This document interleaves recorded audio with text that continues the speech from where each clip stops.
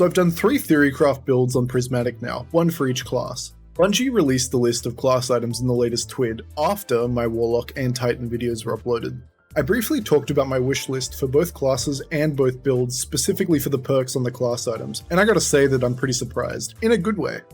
Just by looking at the list, you can already see a bunch of synergies and cool build combinations you could make out of them, but this video is just acting as an update for those build guides, and also as a place for me to talk about the general viability and some of the standout perks.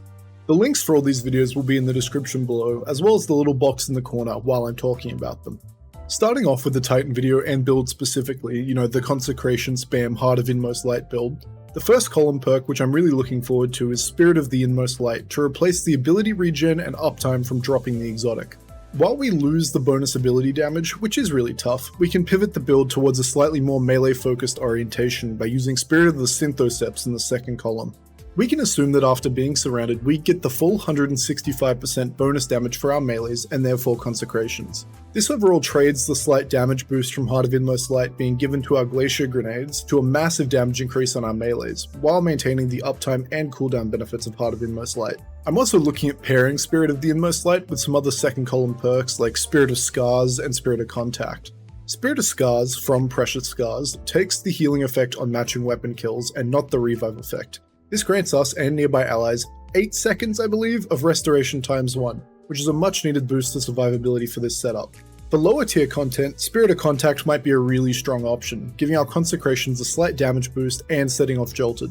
Spirit of Contact states that hitting an enemy with a powered melee causes all nearby enemies to suffer lightning strikes and become jolted.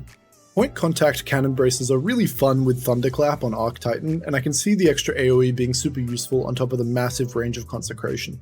I think in general, for most Prismatic Titan builds, we will be seeing a lot of Spirit of the Inmost Light paired with something like Star Eaters or Precious Scars, and that's because I think overall they have the widest range of utility and they can be paired well with almost any build.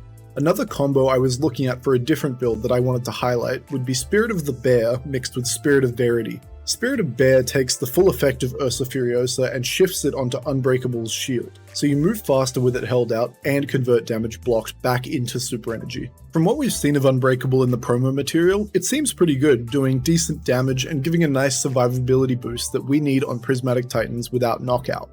You could, however, pair it with Knockout and play a super close quarters, high sustain melee build with Unbreakable as utility. Spirit of Verity gives a grenade damage boost when you get weapon final blows that match your grenade element. So we'd lose the grenade regen from Verity's Brow, which is alright. I think there's plenty of ways to fuel grenades at the moment, but pairing this with Unbreakable could see the damage boost being transferred back into the blast when you put away the shield, which would turn the utility tool into an actually pretty viable damage option.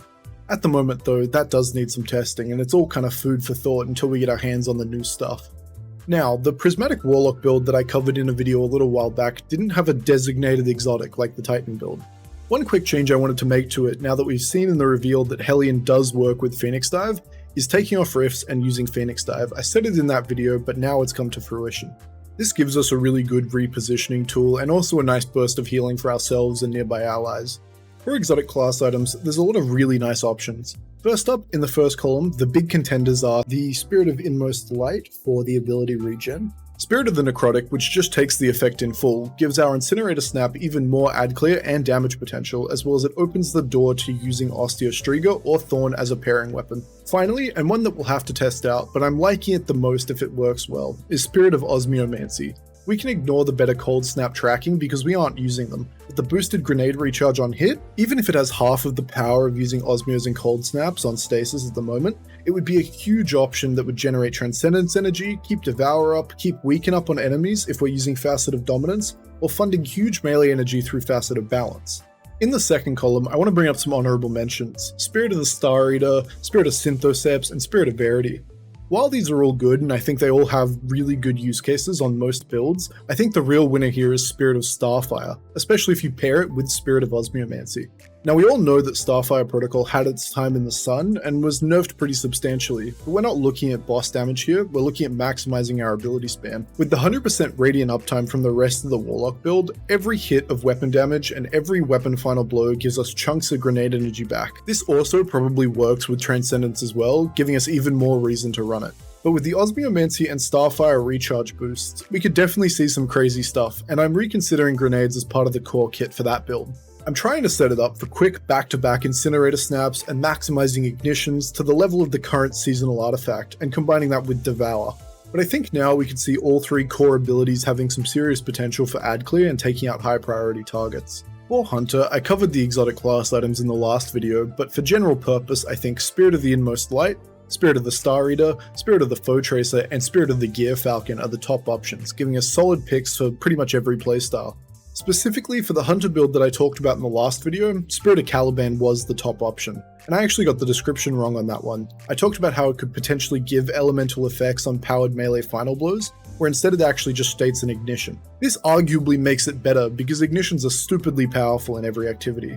Using this also opens the build up to using Facet of Ruin, which increases the size of ignitions and the size and damage of stasis shatters. Facet of Ruin also is a massive buff to our Transcendence Grenade, which will inflict both shatters and ignitions, so the fragment's viability has increased tenfold. For the second column, there's a few different choices for the build, and I'll go over them again quickly. Spirit of the Synthoceps is the choice here, giving 165% bonus melee damage, stacking with 1-2 punch and combination blow. I'm genuinely expecting to watch some champions get one-shot and bosses get demolished by this build, and I'll 100% cover it with practicality when Final Shape launches. Another option that's definitely pretty strong and useful is Spirit of the Cytorachne, giving Woven Mail on any grenade use. This stacked with Void Overshield, Facet of Protection, Tier 10 Resilience, and a Chest Piece Resist mod equates to us having 87.7% damage resist total, which is more than enough for any piece of content in the game, and that's purely off of picking up an orb, throwing a grenade, and being close to 3 or more enemies. Anyway, all in all, these class items aren't as broken as a lot of people were expecting, and I know a lot of other creators in this space hype them up way beyond belief, which is fair enough. I think that the premise behind combining 2 exotics really gets the imagination going, but I wanted to temper my personal expectations so I could stay realistic with these build guides. Anyway, if you made it to the end of the video, thank you so much for watching. Coming up soon on this channel are some more build guides for Prismatic, specifically for PvP, as well as some other builds that I highly recommend you should bring into the final shape for our existing subclasses. I'm talking about the full breakdowns of Strand Titan, Solar Warlock, Solar Hunter, etc., along with variations and some weapon checklists. So to be sure you don't miss them, be sure to subscribe down below, and we'll see you next time.